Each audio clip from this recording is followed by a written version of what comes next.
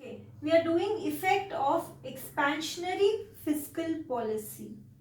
Government raises expenditure and or cuts taxation designed to increase aggregate demand. Aggregate demand means total demand. Say if the country is earning 100 and the tax you have to pay to the government is 30. So what will you be left with? That is the disposal income with you is 70. Okay, but now government cuts down taxation so that you are left with more money which you can use in investment, putting factories, production, that will increase country's economic growth, hence the GDP. So now your income 100, but now the government is taking tax only 10. So you will be left with 90, your disposal income 90. So this will be applicable to the whole population. Therefore your disposal income is increasing when government cuts down taxation.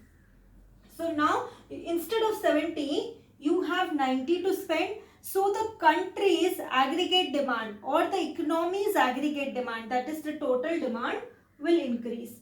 Now let's understand with the help of a diagram. This is x-axis denoting real GDP.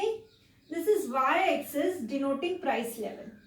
Earlier P was price and Y was the income.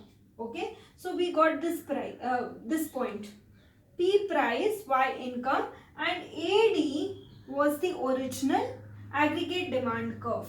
Now demand, that is denoted by C plus I plus G plus X minus M. That is consumption expenditure, investment expenditure, government expenditure plus export minus imports. That is we as people and the government is total demanding this in an economy. Now since we have more disposal income in our hand, earlier it was 70, now it is 90. Government has cut down taxes, so we have enough to spend more. So income has increased. So Y shifted to Y1. Okay, even if there is a slight rise in prices, the prices slight rise will be covered because more than the price rise, see this gap, more than the price rise is the rise in income. Income ज़्यादा बढ़ी है price से, सो ये gap कम है P1 का.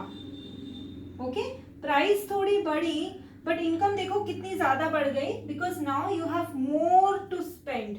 Government has cut down taxes, so you have more to spend on investment expenditure, on consumption. Okay, so this gap is more and this gap is less. So AD now shifts, if I join this I get a point here and it shifts to AD1 over here.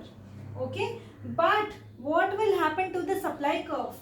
In long run resources are limited, you cannot produce more in long run. So in long run resources are limited, so supply cannot be increased. After a certain point supply cannot be increased. So when it cannot be increased, it will turn into a straight line. So supply curve, basically this is DD demand curve.